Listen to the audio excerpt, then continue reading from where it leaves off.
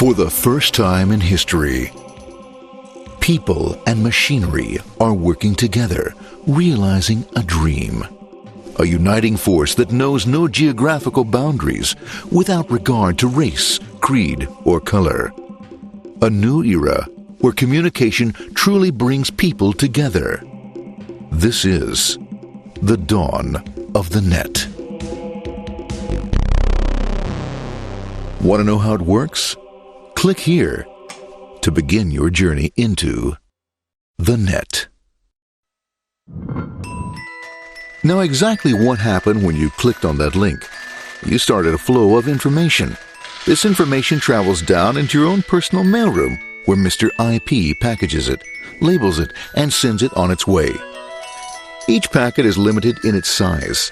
The mailroom must decide how to divide the information and how to package it. Now, the package needs a label containing important information, such as sender's address, receiver's address, and the type of packet it is.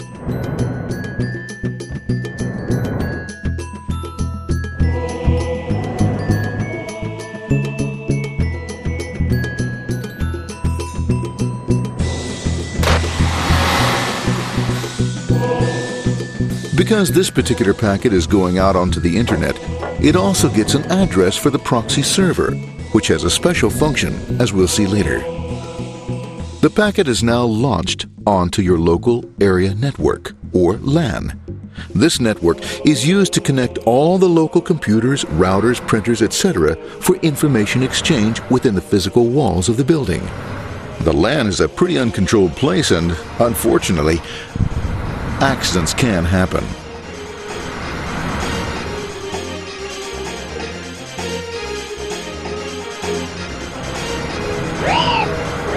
The highway of the LAN is packed with all types of information.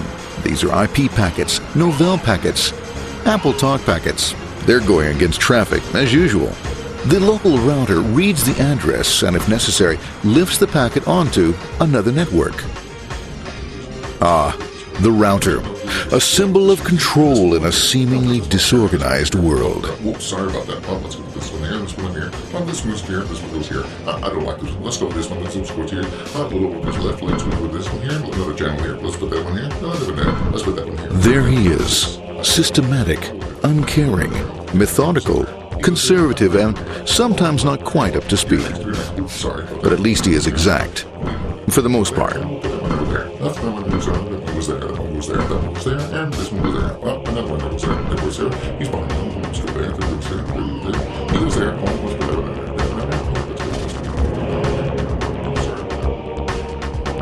there. As the packets leave the router, they make their way into the corporate intranet and head for the router switch. A bit more efficient than the router switch plays fast and loose with IP packets, deftly routing them along their way. A digital pinball wizard, if you will. Here we go, here comes another one, and it's another. Watch this, Mom. Here goes, whoop, we're on the back. Hey, in there, over the left, over the right, over the left, over the right. You got it, here it comes, right on, he shoots, he scores, it's going. Hey, wait, watch out, here comes another one. Oh, here we go, and it's gone. As packets arrive at their destination, they're picked up by the network interface, ready to be sent to the next level. In this case, the proxy. The proxy is used by many companies as sort of a middleman in order to lessen the load on their internet connection, and for security reasons as well. As you can see, the packets are all of various sizes, depending upon their content.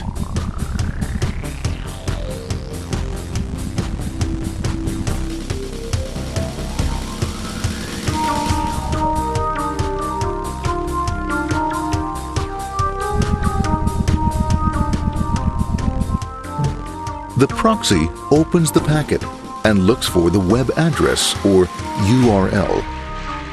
Depending upon whether the address is acceptable, the packet is sent on to the internet.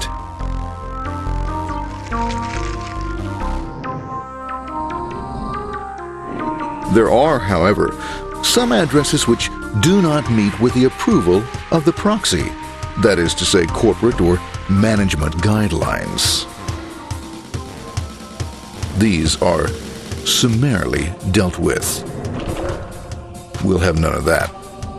For those who make it, it's on the road again.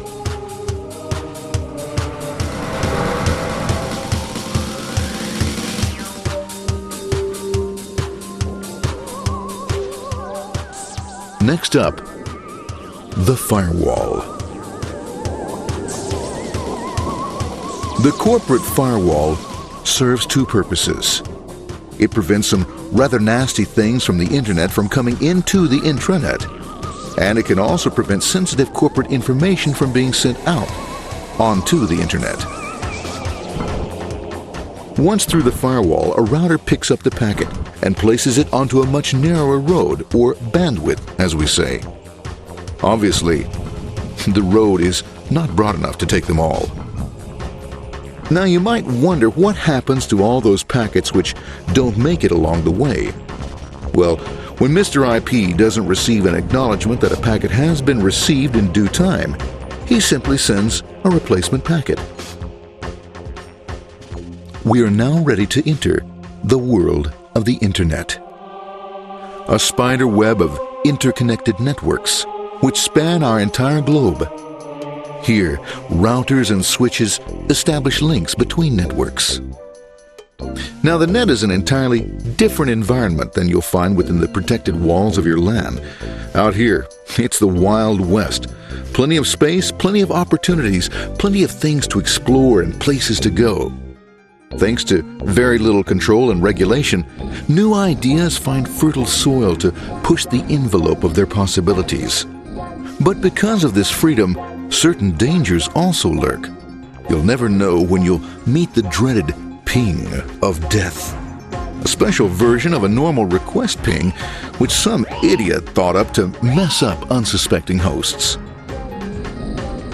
The paths our packets take may be via satellite, telephone lines, wireless, or even transoceanic cable. They don't always take the fastest or shortest routes possible, but they will get there. Eventually. Maybe that's why it's sometimes called the worldwide wait.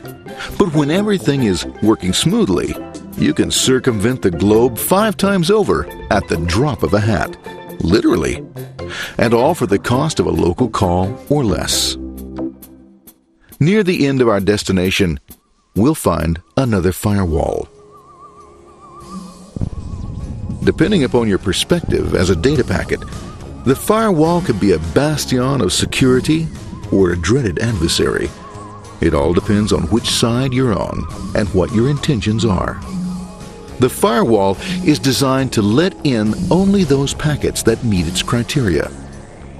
This firewall is operating on ports 80 and 25. All attempts to enter through other ports are closed for business.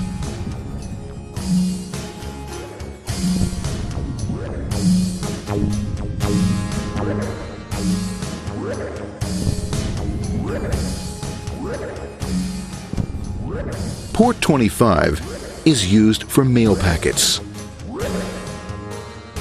while Port 80 is the entrance for packets from the internet to the web server. Inside the firewall, packets are screened more thoroughly. Some packets make it easily through customs, while others look just a bit dubious. Now, the firewall officer is not easily fooled, such as when this ping of death packet tries to disguise itself as a normal ping packet. It's okay, go on, it's okay, no problem. Have a nice day, be out of here, bye. For those packets lucky enough to make it this far, the journey is almost over. It's just a line up on the interface to be taken up into the web server. Nowadays, a web server can run on many things, from a mainframe to a webcam to the computer on your desk. Or why not your refrigerator? With a proper setup, you can find out if you have the makings for chicken cacciatore or if you have to go shopping. Remember, this is the dawn of the net. Almost anything's possible. One by one, the packets are received, opened, and unpacked. The information they contain, that is, your request for information, is sent on to the web server application.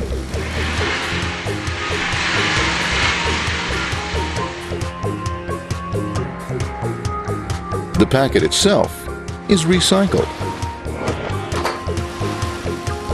ready to be used again, and filled with your requested information.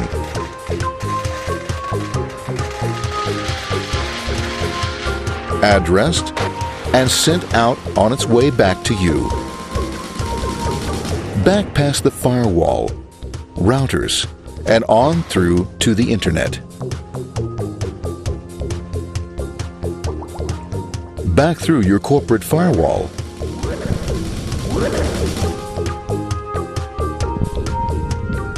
And onto your interface. Ready to supply your web browser with the information you requested. That is, this film.